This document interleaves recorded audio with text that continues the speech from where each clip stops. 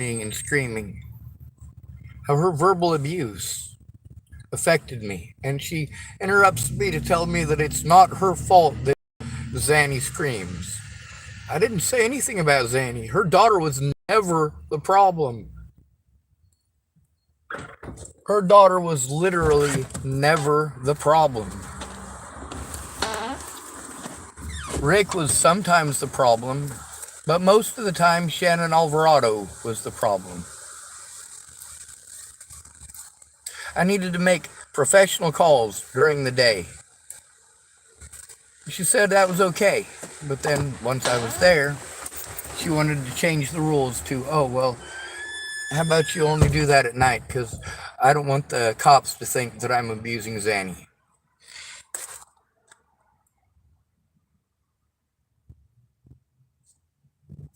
Because Zanny makes noise. Okay, so now the promise to help me to make these calls and the promise of having a place to do it. And sure, I can make the calls at night after all these places are closed. And I still have to make the calls alone. Who am I going to get at fucking 3 o'clock in the morning when Shannon Alvarado is finally done fucking screaming and goes to bed? Who's going to fucking answer the phone? Are the courts going to be there at fucking 3 o'clock in the morning?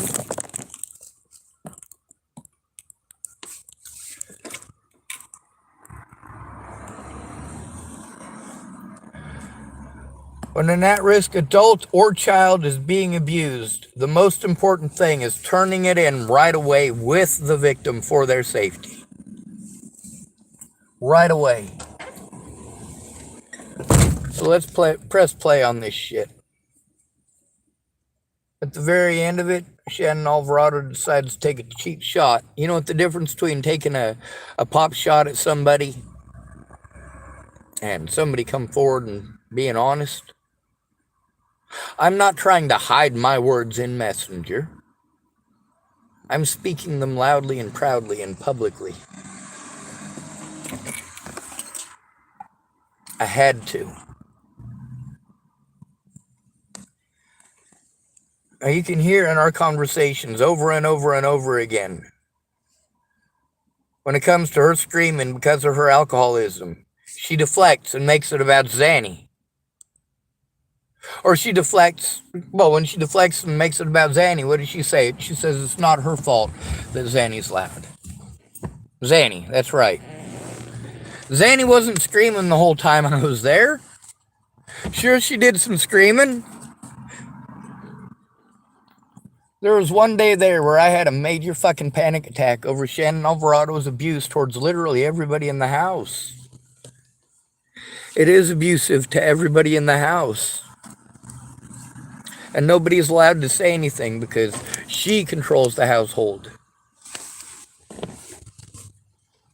And not because she earned it, but because she had family who owned the house. Now, she also wanted to deflect onto Rick. When I was trying to explain to her how her alcohol affects those around her, and she wanted to deflect by saying, well, Rick drinks sometimes too. I know he did. That doesn't excuse your fucking drunken bullshit and behavior. It doesn't excuse your fucking lies. It doesn't excuse your selfishness. When you're drunk, you can't think. So I got to try to work on this stuff at night after Zanny's gone to bed while you're busy screaming at Rick.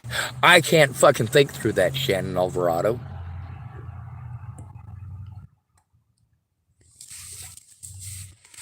Meanwhile, you're a drunk, full of emotion, but not thinking. So let's press play on the recording I've got, and let's hope that my phone doesn't fucking die.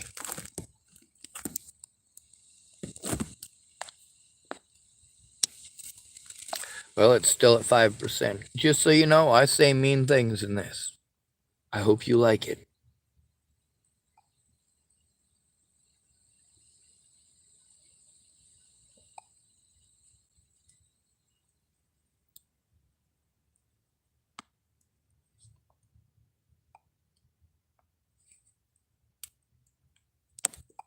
Is this it? Just cutting out a little bit. Yeah, I know. I don't have very good connection here. And I've got a case that sucks, so if you're echoing back to yourself, oh, my phone sucks.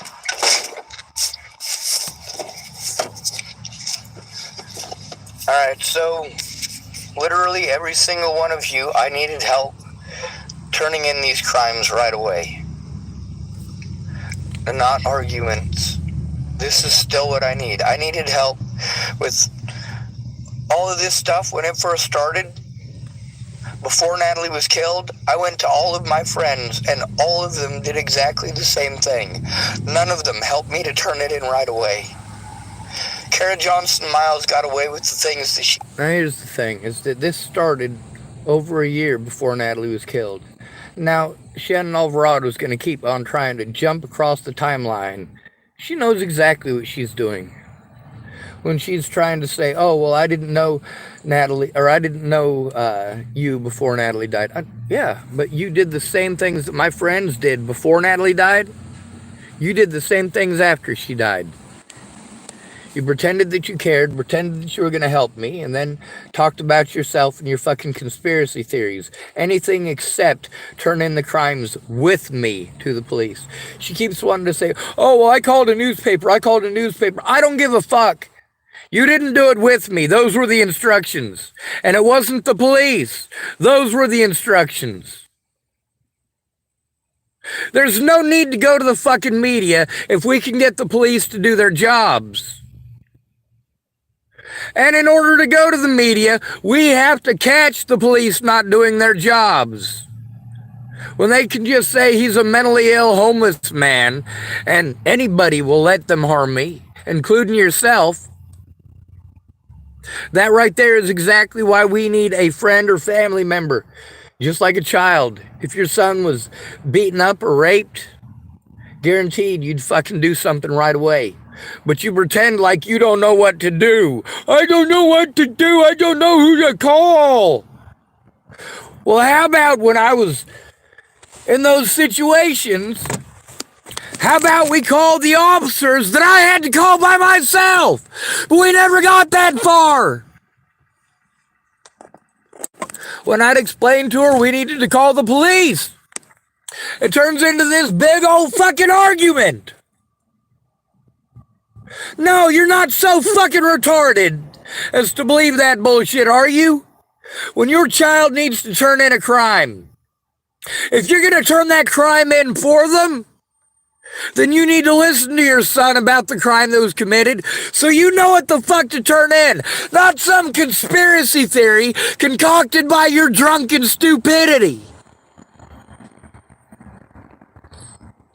If your son was fucked up the ass by his teacher or beaten up by 6 Serenos down the fucking street,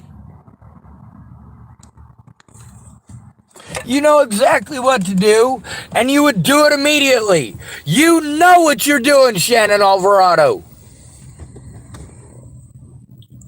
When I say help me to turn it in, you are not so fucking retarded that you don't know how to turn in a crime. You are not so fucking retarded that you don't know that you have to turn it in right away. Because the more time passes between when it happens and when you turn it in,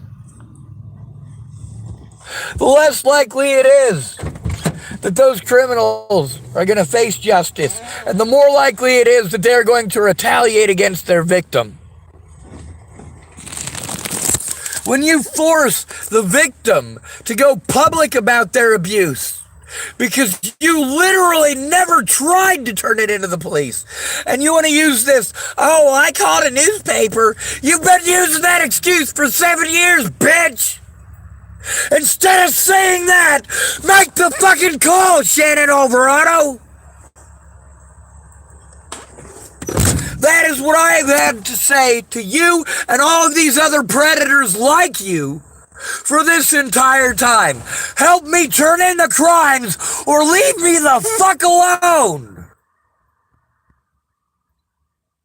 If you're not helping me turn in the crimes, you're fucking stalking and gaslighting, and in some cases even catfishing.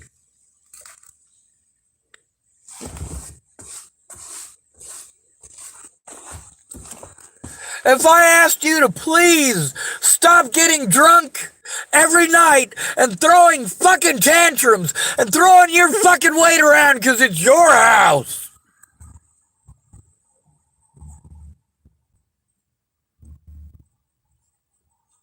I saw you night after night after night, yelling and screaming and berating Rick. Tell him to leave. And you know what? When he did leave, you wanted to whine and pine at him to come back so that you could be fucking abusive again.